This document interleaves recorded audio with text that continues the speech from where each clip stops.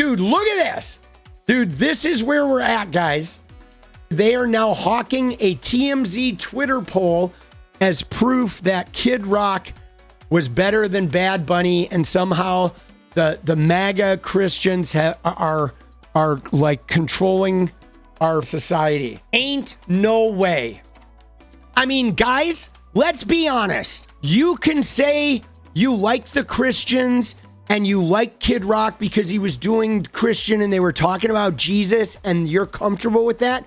But there is no way you can look at the production value of what Bad Bunny did at the Super Bowl live in front of 70,000 people, a 20-minute show with 200 people in unison telling this story about Puerto Rico and love and life and the experience of being Puerto Rican in America and the Americas and what it means in this age of ICE and Trumpism, and to put all that together live in front of 135 million people and in front of 70,000 people in the stadium where you only get one take.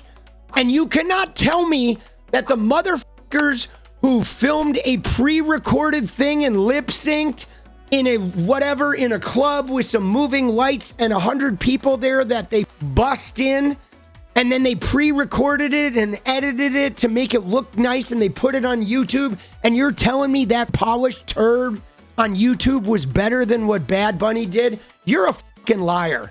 Okay? If you look at those two things and you try to tell me that the Kid Rock, the All-American show, was a better, like more creative, more well put together show than what Bad Bunny did, you are a fucking liar.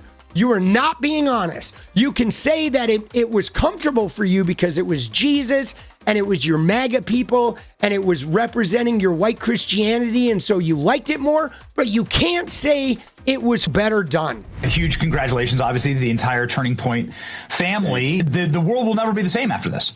I don't think that there will ever be another NFL halftime show that is ever seen the same way. I think the NFL has so disgraced their core constituency, their customers. They've spit in the face of legacy Americans. Dude, what is he talking about? I don't think the NFL halftime will ever be the same. Like, literally, like, what does that mean? That means there's going to be no NFL halftime, or like, like, what does that even mean? And dude, it's like so crazy though, because, you know, this is the thing. Their constituency, the people they're making this content for, who are Christians, that are white, that feel like the woke people have harmed them. They've inundated them with sex and drugs and transgender for everyone and gay kisses on Netflix and Miss Rachel saying don't blow up Palestinian children and all this shit that bothers them. They want to believe that they are now have taken back control and are going to make all the wokies suffer and pay, and like they're going to make us all have gnashing teeth or something, right? And like, dude, what are they like? What are they doing? What do they think? Is the NFL, there's not going to be an NFL season? There's going to be no halftime next year?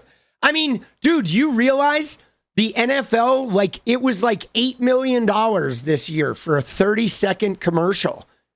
$8 million per commercial. Okay? How many fucking commercials were there? Dude, that's a lot of money the NFL made. The NFL, I saw them saying, like, the advertisers are worried. What are they worried about? They paid $8 million. They got seen by 100 million people or 70 million people. Like, the advertisers were like, and they got a Super Bowl commercial that maybe will get talked about for the next couple of months.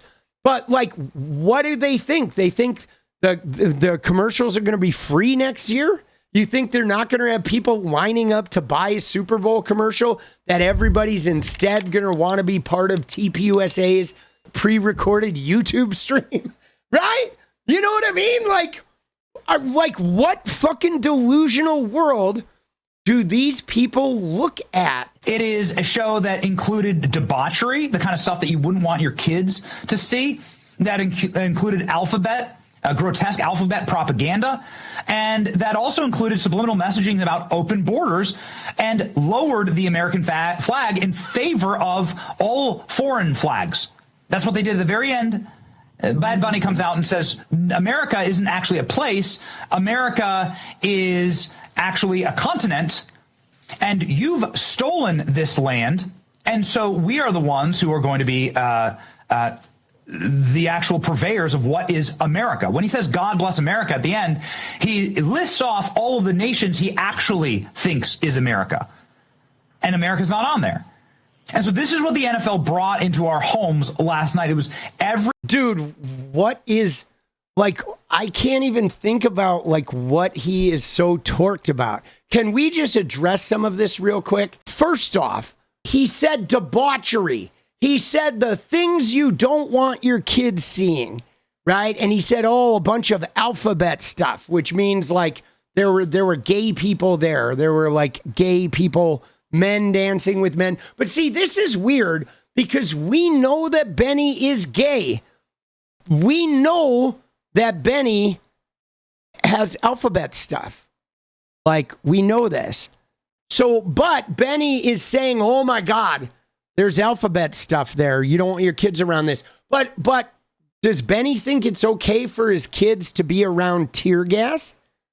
Is it okay for his kid to be at grade school and to walk out and see a bunch of masked guys with military grade weapons, like cutting a woman out of the seatbelt in her car, and to, like, push her down to the ground screaming and lean on her neck and handcuff her and drag her out of the fucking parking lot of the school?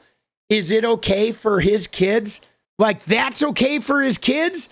But, like, if his kids see a gay kiss, they're traumatized. But, like, Benny, what about your kids having a gay dad who's, like, in the closet? How is that affecting your kids? Yeah, being in the closet is, like, that can't be healthy for you.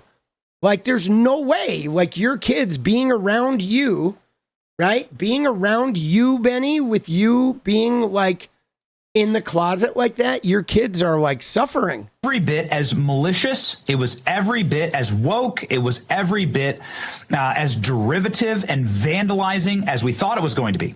Vandalizing. And so what people need in that moment is not just to bitch on Twitter. And this is what we've learned. This is like sort of the Charlie school. This is what started Turning Point USA. We would like to have those communists not indoctrinate our children. We should start something. We have to do something. Okay. You have to start something. Start something. Go create something, an alternative, hence Turning Point. Oh. But this was truly the turning point. Charlie loved football. He loved the NFL.